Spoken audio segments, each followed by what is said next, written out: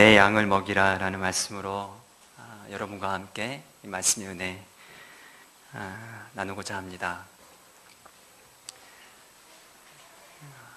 아마 여러분 중에는 마리아 선교사님을 기억하시는 분도 계시고 마리아 선교사님에 대해서 이름만 들었지 생전 보지 못한 분들도 여기 많이 계시다고 믿습니다.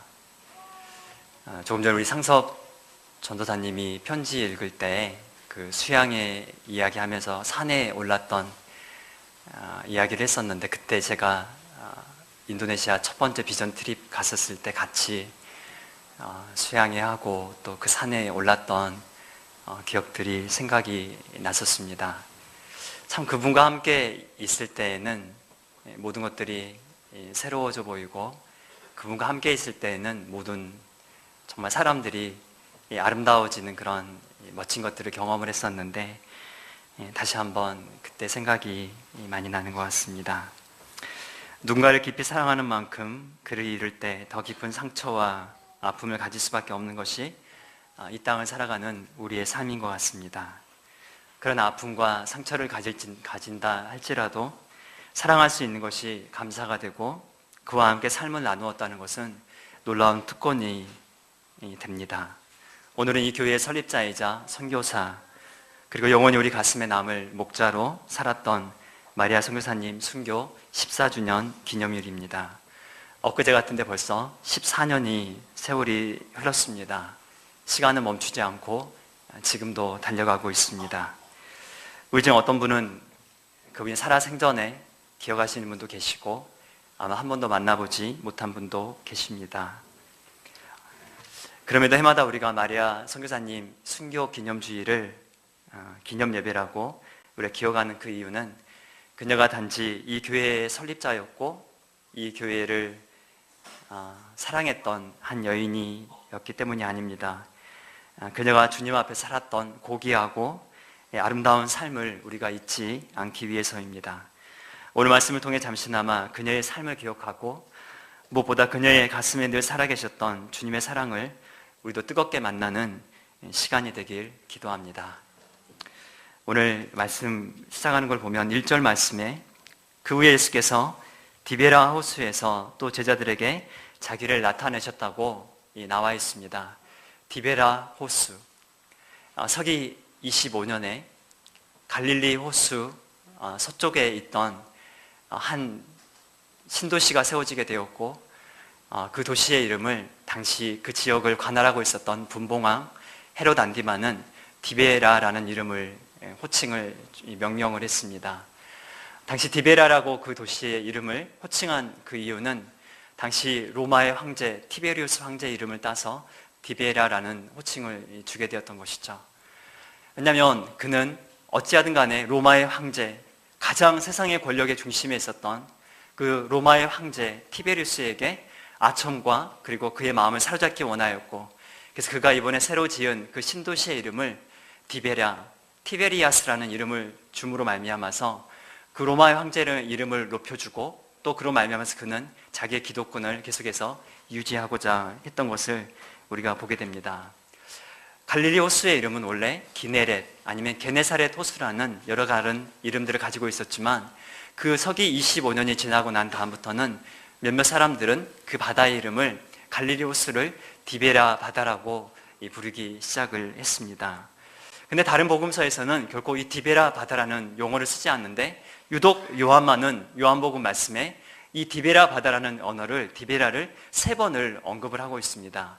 요한복음 6장 말씀에 예수님께서 오병이어 기적을 일으키셨던 요한복음 6장 말씀에 요한은 2번 디베라 바다를 사용했고요.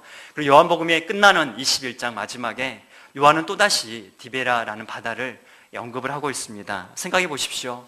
이스라엘 민족 누가 디베라 바다라는 이름을 좋아하겠습니까? 누가 디베라라는 이름을 좋아할까요? 티베리우스 황제. 만약에 우리가 일제 식민지 시절을 살았는데 어느 한 지역의 이름을 일본 천황의 이름을 따서 부른다고 생각해 보십시오. 우리가 그것을 감히 감당해낼 수 있겠습니까?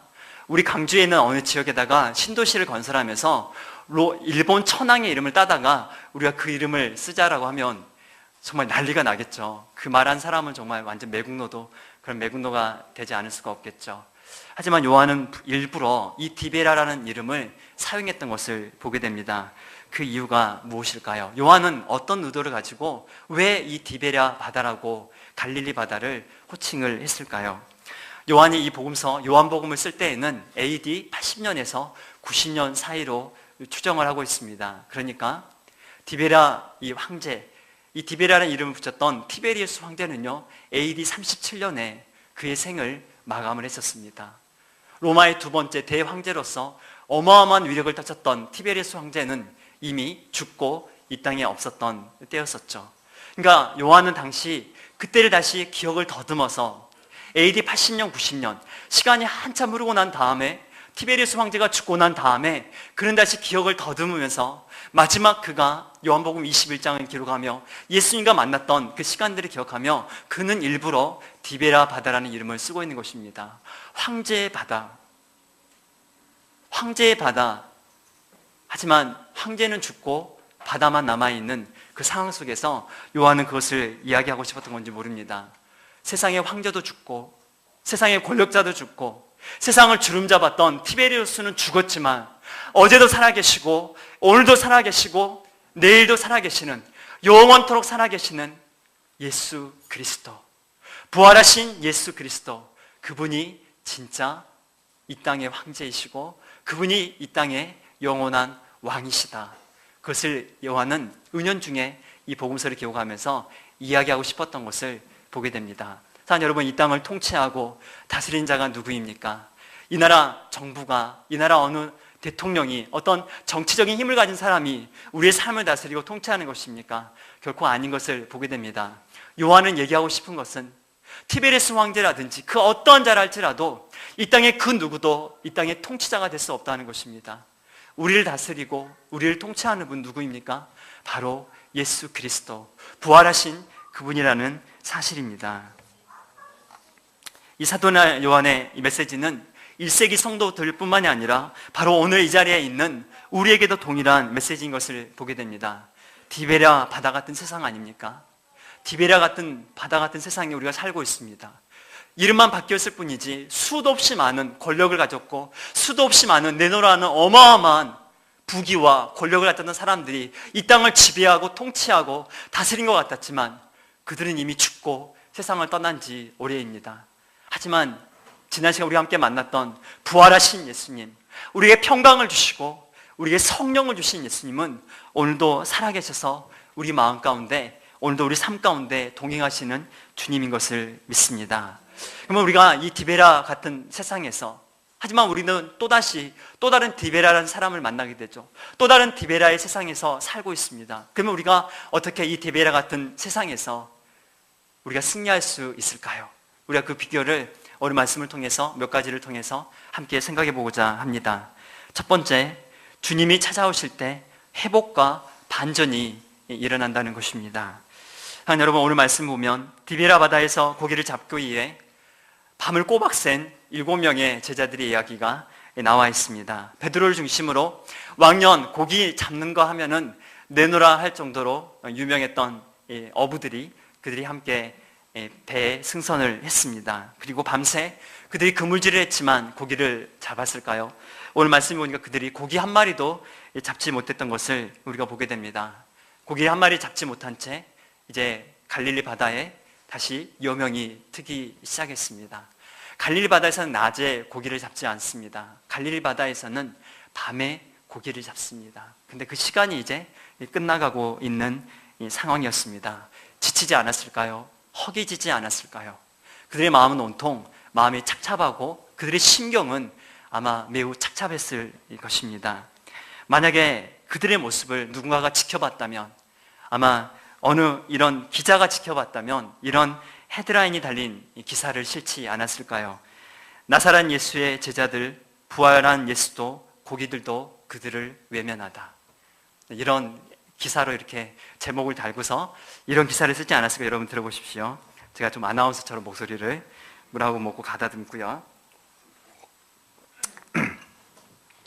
지난 3년 반 동안 가는 곳마다 나사렛 예수와 함께 이스라엘을 떠들썩하게 했던 그의 제자들은 지난밤 디베랴 바다에 고기를 잡기 위해 다시 나타났습니다. 하지만 고기들도 그들을 외면했는지 고기 한 마리 낚지 못한 그들은 지치고 낙심한 표정으로 그물만 원망했다고 합니다.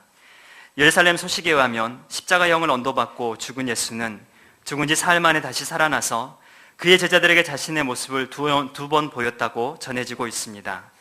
예수가 묻혔던 무덤 관계자의 말에 의하면 예수의 무덤이 비고 시체가 사라지는 사건이 발생한 것은 사실이지만 이것만으로 그의 부활을 입증할 근거는 없다고 주장하고 있습니다.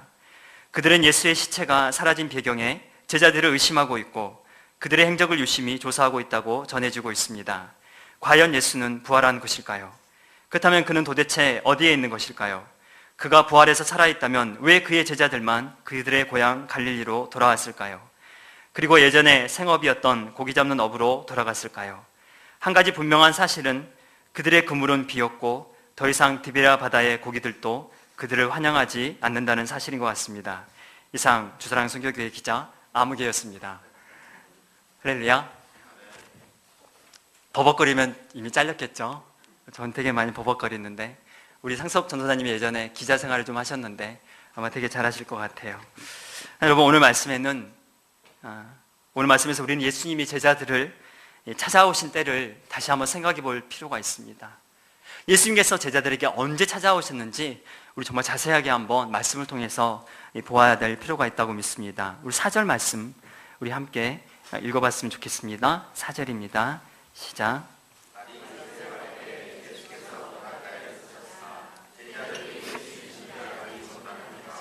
날이 새어갈 때, 제가 여러분들에게 말씀드렸죠. 갈릴리 바다에서는 동이 트고 나면 고기를 잡을 수가 없습니다. 예수님이 그들을 언제 찾아오셨습니까? 바로 모든 희망이 끝나는 시점에 예수님이 그들을 찾아오셨습니다. 날이 새어갈 때 고기 잡는 종료 시간에, 탈진한 시간에, 배가 너무나도 고픈 시간에, 더 이상 희망이 없는 시간에, 더 이상 이젠 우리가 고기도 더 이상 잡을 수가 없구나, 그들이 자포자기했던 그 절망의 시간에 예수님께서 그들을 찾아오셨던 것을 보게 됩니다. 그렇다면 예수님이 만약에 우리를 찾아오신다면 우리를 찾아오시는 시간대도 동일하지 않을까요? 만약 우리가 정말 예수님 정말 당신의 도움이 필요합니다. 예수님 정말 당신이 우리와 함께하기 원합니다. 우리가 간절히 부르짖지만 정말 예수님이 우리를 찾아오시는 그 시간, 예수님이 우리를 만나주시는 그 시간은 우리가 생각하는 시간과 좀 다르지 않을까요? 예수님이 우리를 찾아오시는 시간은 우리의 생각, 우리의 계획, 모든 것들이 내려지는 시간이라고 믿습니다. 우리의 모든 것들을 우리가 스스로 내려놓고 포기하는 시간이라고 믿습니다. 그때 예수님께서 오십니다.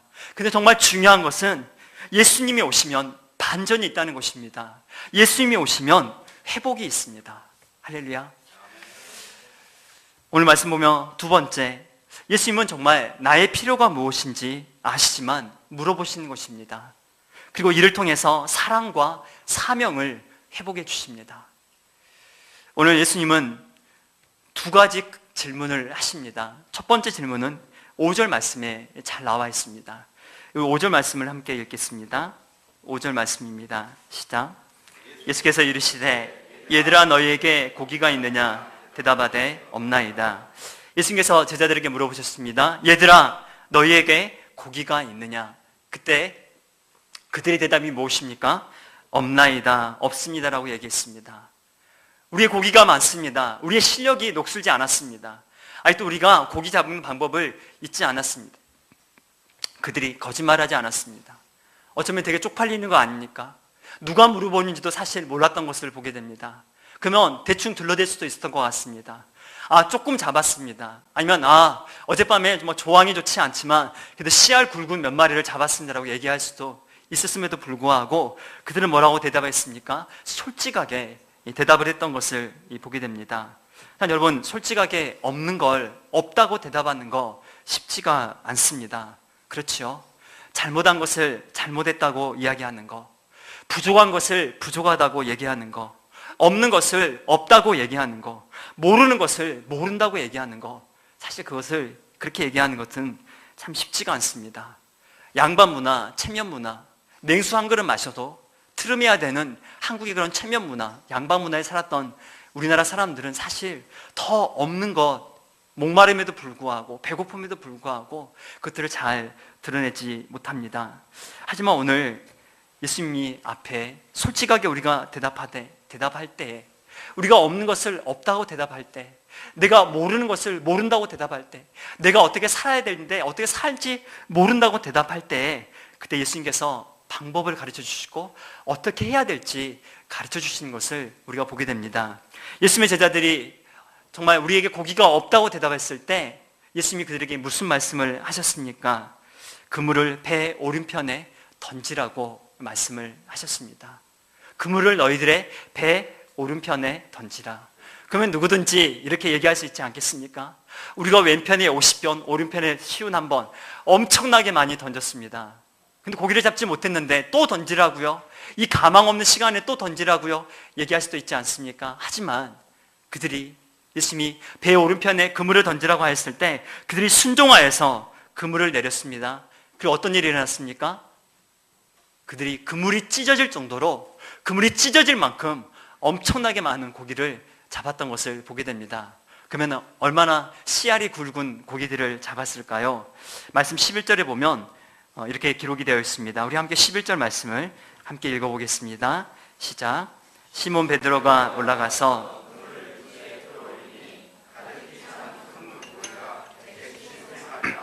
이같이 많으나 그물이 찢어지지 아니하였더라. 몇 마리라고요? 153마리를 잡았는데 씨알이 굵은 큰 고기들만 잡았다고 나와 있습니다. 예수님의 기술은 정말 어마어마하죠.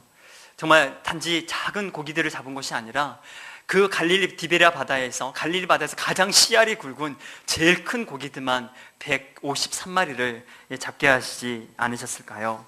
그때까지 그들은 예수님인 줄 알지 못하다가 가장 머리가 똑똑한 요한이, 사도 요한이 그때 베드로에게 이야기를 했습니다. 주님이시다 라고 얘기하니까 베드로가 그때서야 아, 예수님이구나 라고 알게 되고 그의 머리를 한 대 친 다음에 그가 옷을 주워 입고 그 정말 배를 몰아서 예수님이 가는 시간을 그가 도저히 참을 수가 없어서 어떻게 했습니까? 물속으로 뛰어들어서 헤엄쳐서 예수님께 나아갔던 것을 보게 됩니다. 사실 베드로가 기다리고 있었던 것은 고기가 아니라 그는 예수님을 기다리고 있었던 것을 보게 됩니다. 베드로에게 정말 그의 인생 가운데 필요했던 것은 고기가 아니라 예수님이었던 것을 보게 됩니다. 내가 너를 사람 낚는 어부가 되게 하리라. 밤새 그물을 내렸지만 고기 한 마리 잡지 못했던, 그물을 손질하고 있었던 베드로에게 오셔서 처음 만났던 그날 예수님께서는 베드로에게 말씀하셨습니다. 깊은 데로 가서 그물을 내려라. 주여, 이 시간에는 고기가 없습니다. 이 시간에는 고기를 잡을 수 없지만은 주의 말씀에 의지하여 그물을 내리리이다.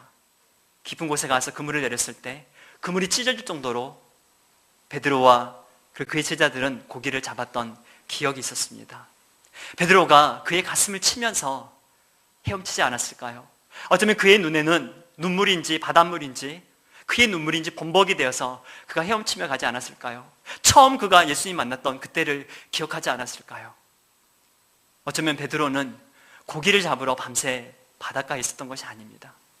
고기를 잡기 위해서 밤새 그물질을 했던 것이 아닙니다. 그가 잡고자 했던 것은, 그가 기다렸던 것은 어쩌면 고기가 아니라 그의 삶 가운데 정말 필요한, 더 이상 그분 없이는 살 수 없는 바로 주님이었던 것을 우리가 알 수 있습니다. 그가 무트로 올라갔을 때 예수님은 조반을 만들고 계셨습니다. 떡을 굽고 계셨고 생선을 굽고 계셨습니다. 제자들이 왔습니다. 또 고기를 가져다가 구워서 맛있게 먹었습니다. 밤새 그물질을 했으니까 얼마나 배가 고팠겠습니까? 얼마나 허기가 졌을까요? 근데 누구도 그 예수님이 주시는 그 조반을 먹으면서, 그 떡과 고기를 먹으면서 아무 말도 할 수 없을 거라고 저는 믿습니다. 어쩌면 베드로의 눈에는 정말 눈물방울들이 뚝뚝 떨어지지 않았을까요? 단지 그들은 아침을 먹은 것이 아닙니다. 단지 그들은 떡과 고기를 먹은 것이 아닙니다. 그들이 그 아침에 먹은 것은 바로 예수님의 사랑이었습니다. 그들이 그 아침에 다시 만나고 경험한 것은 부활하셨지만 그들을 너무나도 사랑하셔서 그들에게 찾아오신 예수님의 사랑. 단지 그것은 밥 한 끼가 아니라, 단지 그들의 배를 채워주는 밥 한 끼가 아니라 정말 그들의 삶 가운데 다시 그들의 삶을 넉넉하게 만들어주는 예수님의 사랑이었다고 저는 믿습니다.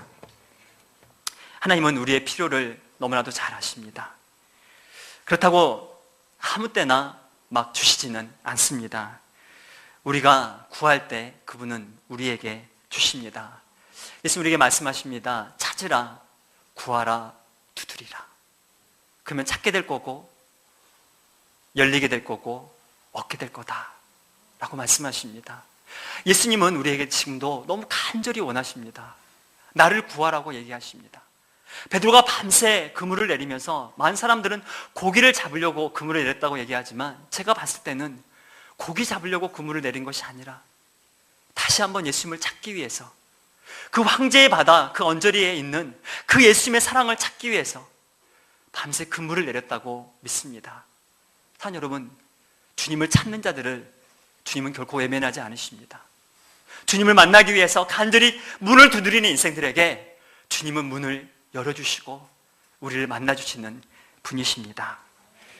그럴 때 우리 삶 가운데 감사와 감격이 넘쳐납니다. 그럴 때 우리 주님을 만나게 될 때 우리 마음 가운데 사랑이 싹트게 되는 것이죠. 우리가 오늘 말씀들을 보면서 전 한 가지 다시 한번 생각해 보게 되는 것은, 우리가 우리의 방법과 우리의 지혜로 고기 잡는 것을 포기하게 될 때, 우리가 우리의 지혜와 방법들을 내려놓고 예수님 잡으려고, 예수님의 사랑을 잡으려고 쫓아가기 시작할 때 예수님은 우리 삶 가운데 고기를 잡게 해주신다는 것입니다. 여러분, 세상 사람들은 세상의 방법으로 고기를 잡습니다. 세상의 방법으로 자녀들을 양육하고, 세상의 방법으로 사업을 하고, 세상의 방법으로 많은 일들을 진행을 합니다. 하지만 우리가 한 가지 아는 것은, 여러분 정말 여러분 자신을 베드로라고 생각하신다면, 만약에 내가 자신이 나를 베드로라고 생각한다면, 우리가 한 가지 아는 것은 더 이상 예수님 없이는 우리에게는 고기가 없다는 것입니다. 예수님 없이 우리는 어떻게 고기를 잡을지 모르는 인생이라는 것입니다. 예수님 없이 우리는 어떻게 우리의 자녀들을 키워야 하고, 어떻게 우리가 사업들을 진행해 가야 되고, 어떻게 우리의 삶들을 나눠야 될지 모른다는 사실입니다. 우리가 예수님을 붙잡고자 할 때, 우리가 고기를 잡으려고 하는 것이 아니라 예수님을 따라가고 예수님을 붙잡으려고 할 때, 고기는 덤으로 따라오는 어떤 고기들요? 큰 놈들만 몇 마리? 153마리. 여러분 그 모나미 사장님 얘기 잘 아시죠? 그분이 사업에 실패해가지고 마지막으로 만든 것이 모나미 153. 우리 그 유명한 그 검은 볼펜 누구나 다 쓰신 거 아시죠? 모나미 153 그 볼펜. 한 여러분, 정말 우리 삶 가운데 하나님, 정말 우리가 그분을 구하며 나아갈 때, 예수님의 사랑, 우리가 그 흔적들을 쫓아갈 때, 그 예수님의 그 사랑을 우리가 그 그물을 내려서 붙잡고자 할 때, 그분의 사랑을 얻을 뿐만 아니라 고기도 잡는 이 땅에 우리 정말 필요한 모든 것들을 아시는 주님께서 우리 삶들을 채워가시는 것들을 경험하게 될 거라고 믿습니다.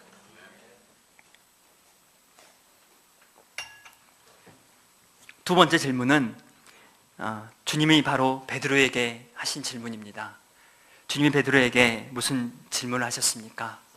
오늘 밥을 먹고 난 다음에 예수님이 연거푸 3번 베드로에게 물어보십니다. 여기 있는 모든 사람보다 내가 나를 더 사랑하느냐? 그때 베드로의 마음이 얼마나 많이 찔렸을까요? 드디어 올 것이 왔다. 예수님도 되게 뒤끝 있네. 그렇게 생각하지 않았을까요? 그러면서 아마 마태복음 26장 33절 마지막 날 그 6월절의 밤이 생각나지 않았을까요? 베드로가 대답하여 이르되 모두 주를 버릴지라도 나는 결코 버리지 않겠나이다. 예수님이 베드로야 너도 나를 버릴 거야 라고 하니까 베드로 하는 말이, 주님, 모두가 주를 버릴지라도 나는 결코 버리지 않겠나이다. 게다가 걔가 한술 더 떠서 이렇게 얘기를 했습니다. 35절에 베드로가 이르되 내가 주와 함께 죽을지언정 주를 부인하지 않겠나이다. 그 얘기하니까 예수님께서 뭐라고 말씀하셨습니까? 아니야 베드로야, 내가 오늘 밤에 다 굴기 전에 3번 나를 부인할 것이다. 하지만 그는 정말 예수님이 말씀하신 대로 예수님을 3번 부인하고 말았습니다. 근데 오늘 예수님은 몇 번 물어보십니까? 3번 그에게 물어보십니다. 예수님 엄청 뒤끝 있죠? 그죠?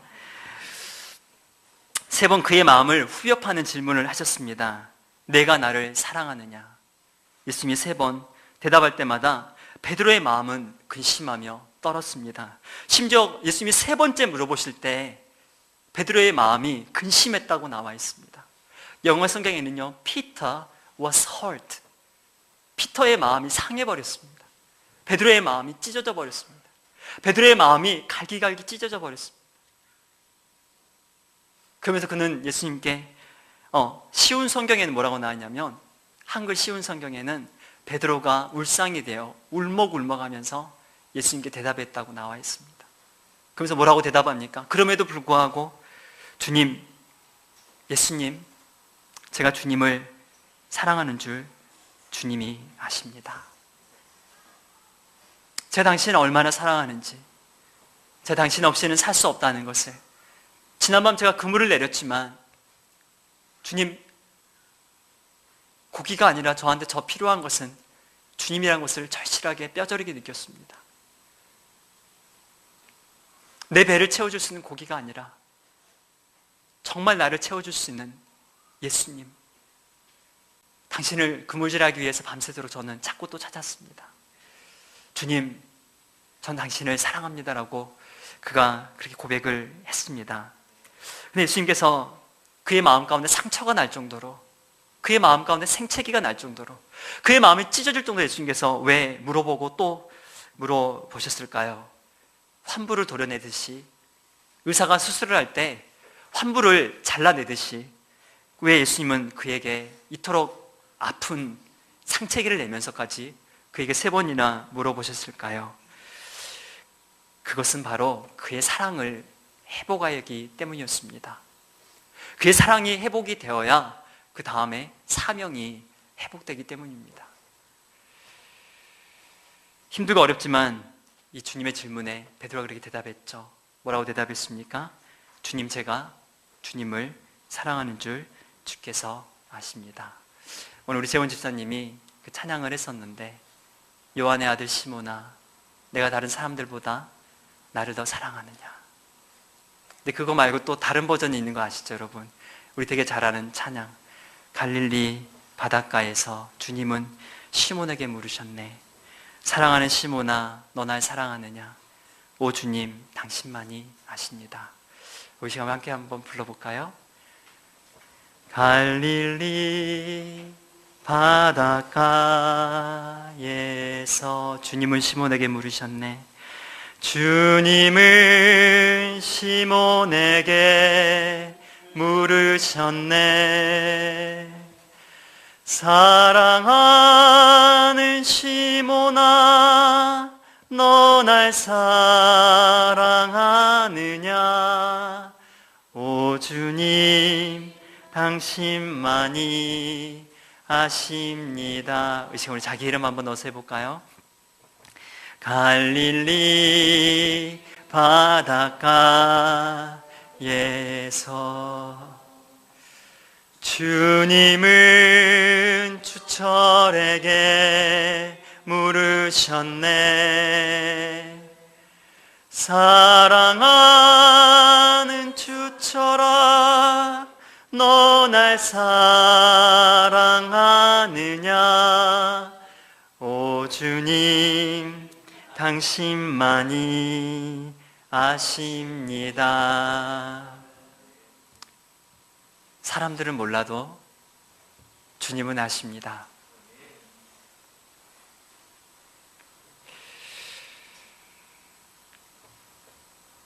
주님을 사랑한다고 베드로는 고백하는 이 베드로의 대답 후에 주님은 거듭거듭 말씀하셨습니다. 주님이 뭐라고 말씀하셨습니까? 베드로가 주님 사랑한다고 얘기할 때마다 주님이 연거푸 말씀하신 것이 여러분 무엇입니까? 베드로야, 그렇다면 내 어린 양을 먹이라, 내 양을 치라, 내 양을 먹이라 라고 예수님께서는 거듭 말씀하시고 또 말씀하셨습니다. 근데 중요한 것은 예수님께서 뭐라고 얘기하십니까?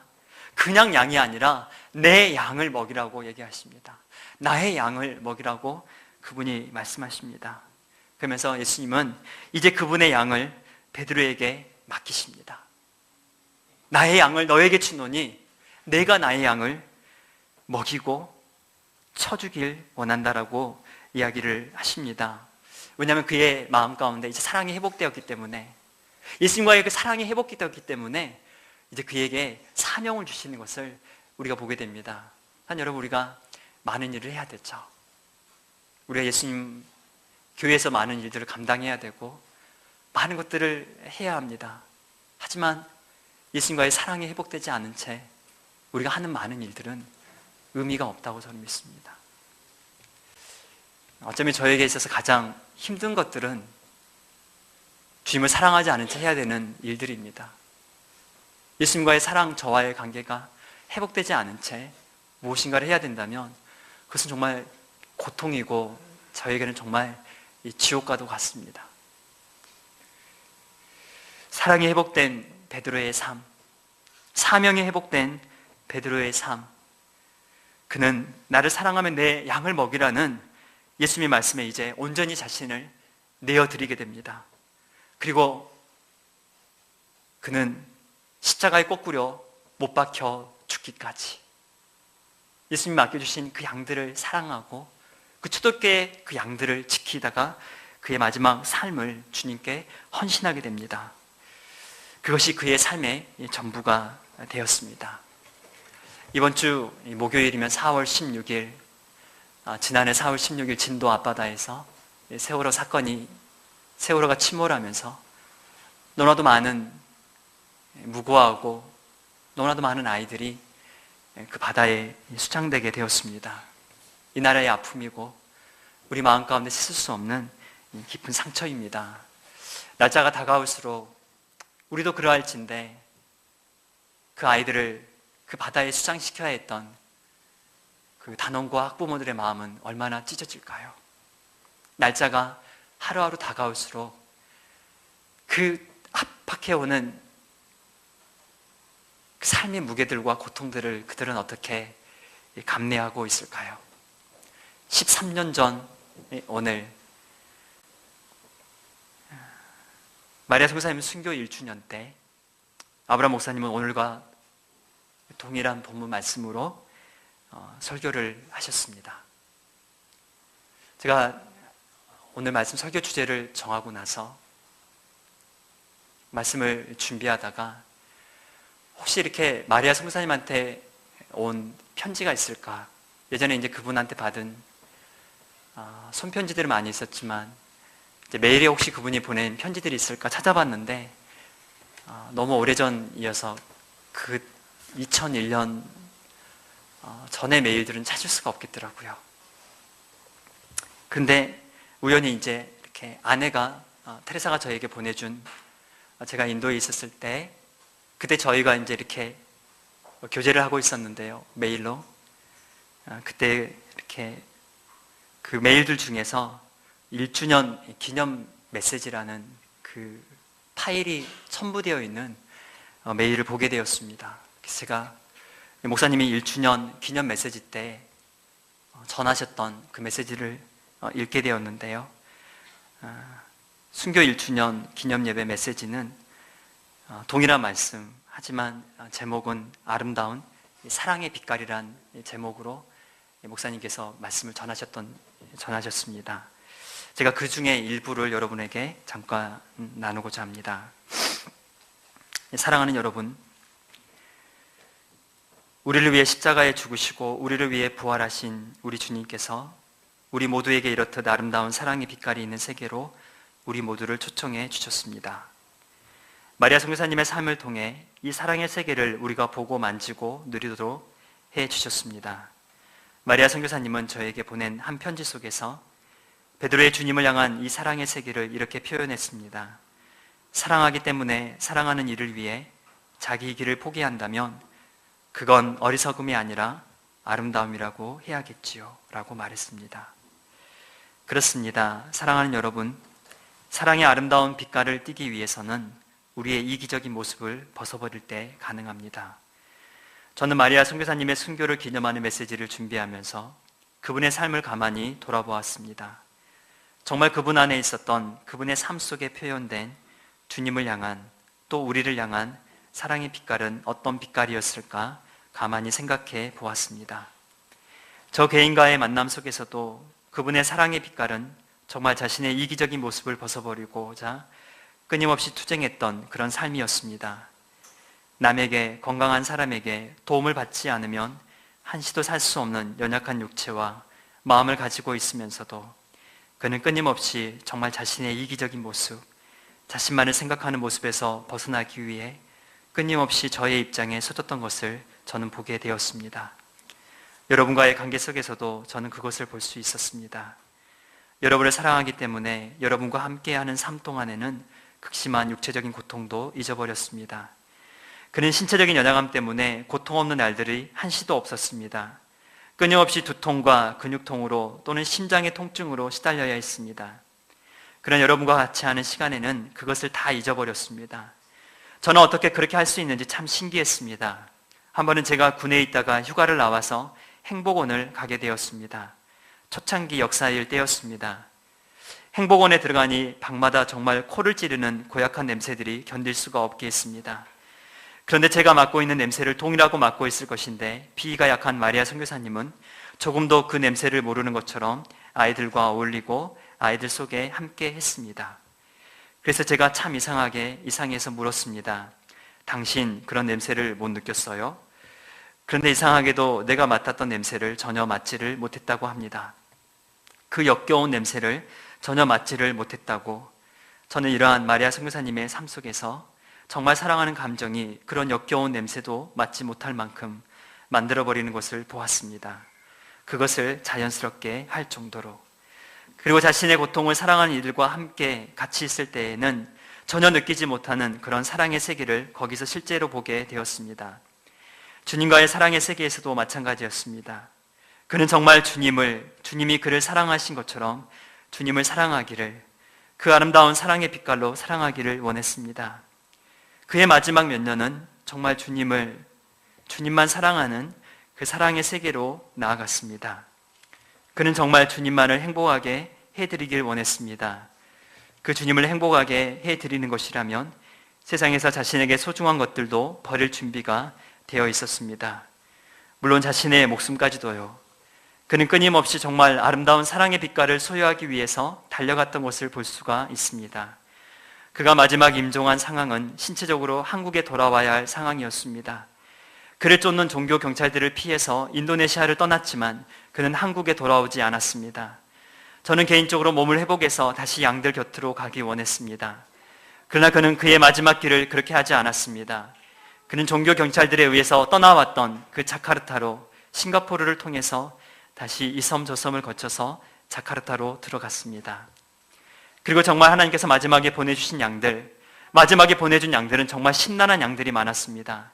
나이 많은 양들도 많았고 죄악된 세계에 깊이 물들어 있는 많은 양들이었습니다. 그는 그들을 마지막 혼신을 다해서 감당했습니다. 그러다가 한 육군 병원에서 그의 마지막 삶을 마감했습니다. 우리는 그의 삶을 통해서 정말 아름다운 사랑의 빛깔이 어떤 빛깔인가 하는 것을 알 수가 있습니다. 주님이 베드로를 사랑하셨던 빛깔, 그리고 부활하신 주님을 만나서 이제 베드로가 주님을 향해 품었던 그 아름다운 사랑의 빛깔, 그리고 마리아 선교사님이 주님을 향해 드렸던, 그리고 우리에게 보여줬던 그 아름다운 사랑의 빛깔을 우리는 오늘 말씀을 통해서 잘 이해할 수 있습니다. 이 땅에 남은 우리가 이제 해야 할 일은 무엇일까요?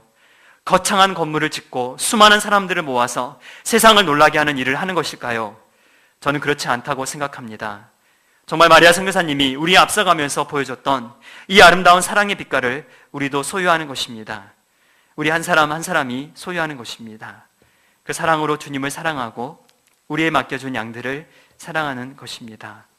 그것이 우리가 이제 그분의 뒤를 이어서 해야 할 일입니다.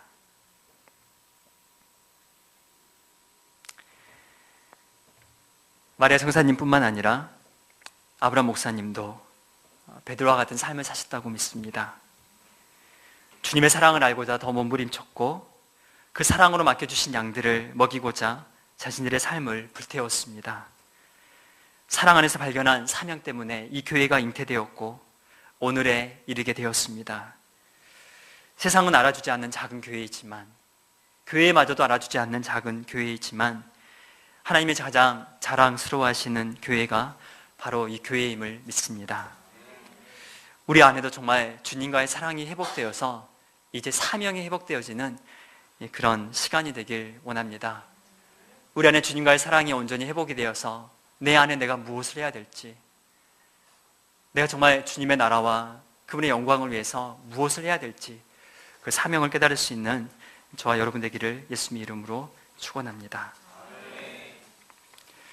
제가 이건 개인적인 건데 말씀을 준비하면서 그 메일들을 이렇게 쭉 떠들어 보다가 한 메일을 보게 되었습니다. 제가 선교사로 있었을 때 2005년 8월 달에 급하게 한국에 나와야 되는 상황이 있었습니다. 그때 테레사가 임신 8개월이었었는데요. 이제 테레사를 한국에 두고 제가 더 이상 학생 비자로 인도에 들어갈 수가 없었기 때문에 여권을 새로 만들어서 관광 비자를 받아서 제가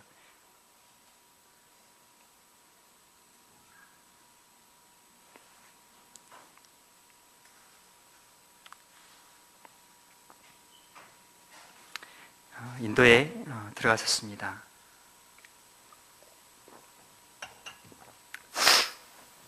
그러다 이제 세임이가 10월 19일 날 태어나게 되었는데요. 제가 한국에 그 다음에 2월 말에 들어오게 되었습니다. 제 인생에 있어서 아마 가장 힘들고 어려웠던 시간들을 꼽아보라면 그건 사랑하는 이들과 떨어져 있는 시간들이 가장 힘들었던 것 같아요. 특히 이제 아이를 해산해야 되는 그도 첫 아이인데 이렇게 곁에 있어주지 못한다는 것이 제 마음 가운데 참 어려웠었고, 하지만 늘 힘들고 어려울 때마다 제 마음 가운데 늘 생각했던 것은 마리아 선교사님과 우리 아브라함 목사님이 그분들의 헌신을 알았기 때문에 선뜻 이렇게 저만 바라보면서 이렇게 할 수 없었던 것 같아요. 이제 세임이가 태어나고 나서 10월 19일 날 태어났는데 10월 22일 제가 아내에게 보냈던 편지입니다. 여러분 연애 편지들 좋아하시죠? 우리 아내 저는 제가 이걸 읽으면서 제 마음 가운데 제가 참 많이 울었습니다.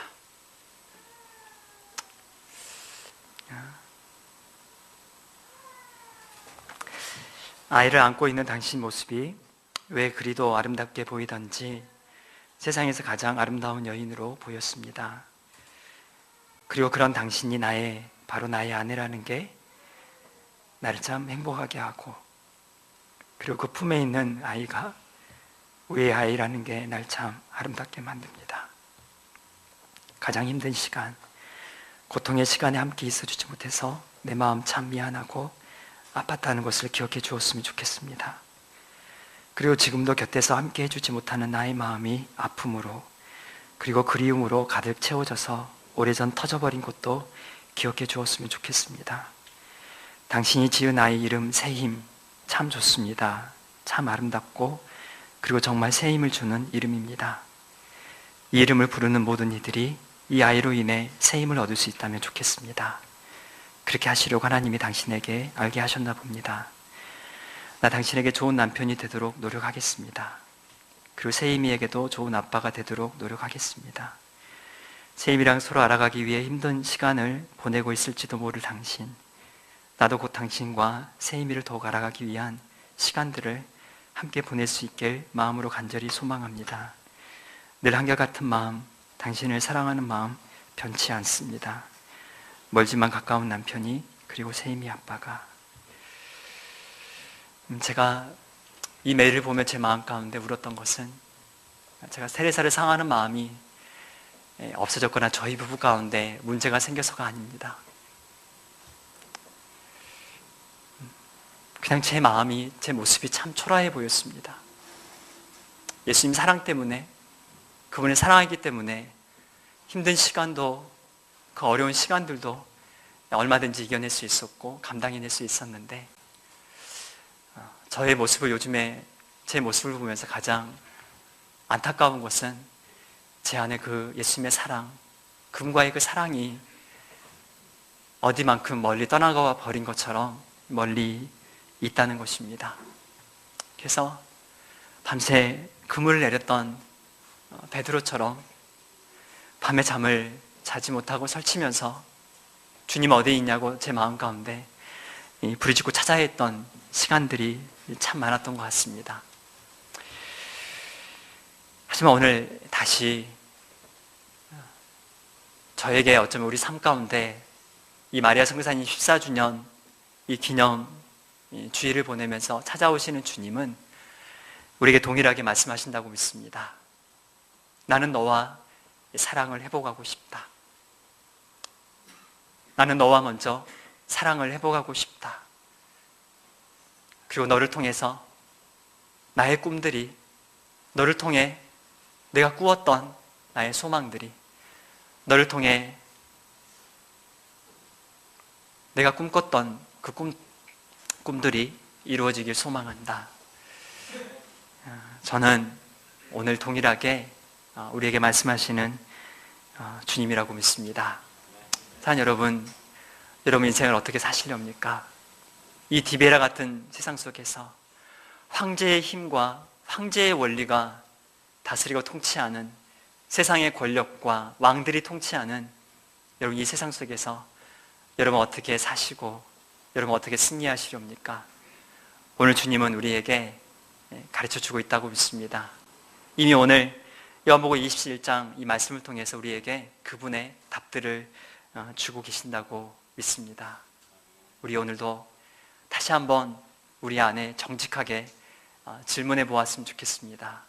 나는 정말 주님과의 사랑이 회복되었는지, 그리고 그 안에서 내가 이 땅을 살아가면서 해야 될 나의 사명이 회복이 되었는지 다시 한번 주님 앞에 고백하면서 그렇게 나아갈 수 있으면 좋겠습니다. 우리 말씀 한 절 같이 읽고 우리 함께 기도하고 마치도록 하겠습니다. 17절 말씀입니다. 17절 말씀 함께 읽겠습니다. 시작. 세 번째 이르시되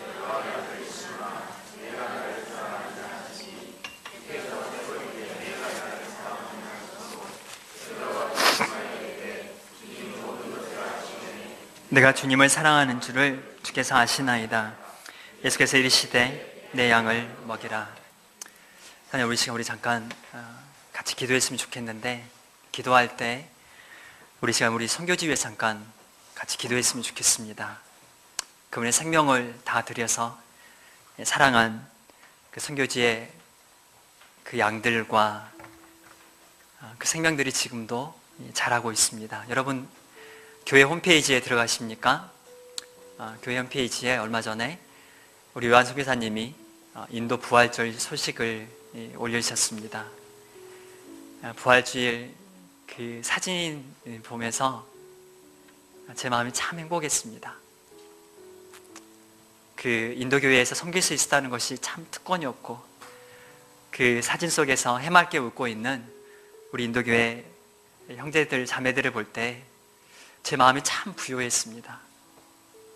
정말 지금까지 제가 살아오면서 많은 것은 할 수 없고 또 많은 것을 감당하지도 못하고 늘 부족하고 늘 연약한 건 사실이지만, 하나님께서 정말 감사한 것은 그 땅에서 지금도 새로운 그 생명으로 성장하고 있는 그 선교지의 양들을 볼 때, 또 그곳에 헌신하면서 자신의 생과 삶을 들이며 나가는 우리 요한 선교사님 같은 분들, 지금도 인도네시아에서 그들의 삶을 들여서 20년 넘게 묵묵하게 선교의 삶을 감당하는 우리 에스더, 요나, 그리고 안나 선교사님, 우리 이사야. 여러분 이 시간 우리가 말로 다 할 수 없는 전 놀라운 빚을 지고 있다고 믿습니다. 우리가 기도해서가 아니라 그들이 우리를 위해서 기도하기 때문에, 그들이 국내 교회를 위해서, 본부 교회를 위해서 간절히 기도해 주기 때문에 우리가 그 하나님의 그들의 기도를 들어주시는 그것 때문에 우리 삶 가운데 놀라운 일들을 행하신다고 믿습니다. 하나님, 이 시간에 다시 한번 기도합시다. 오늘도 우리를 향하여서 내 양을 먹이라고 말씀하시니 주님, 이 음성 우리가 다시 한번 기억하며 나아갔으면 좋겠습니다. 그리고 나의 사랑을 회복하라고 말씀하시는 주님, 너 나를 사랑하냐고 물어보시는 주님, 물어보시는 것은 우리에게 답을 주기 원하시는 거니까 사랑하는 주님, 정말 우리가 사랑한다고 이 시간 고백할 수 있으면 좋겠습니다.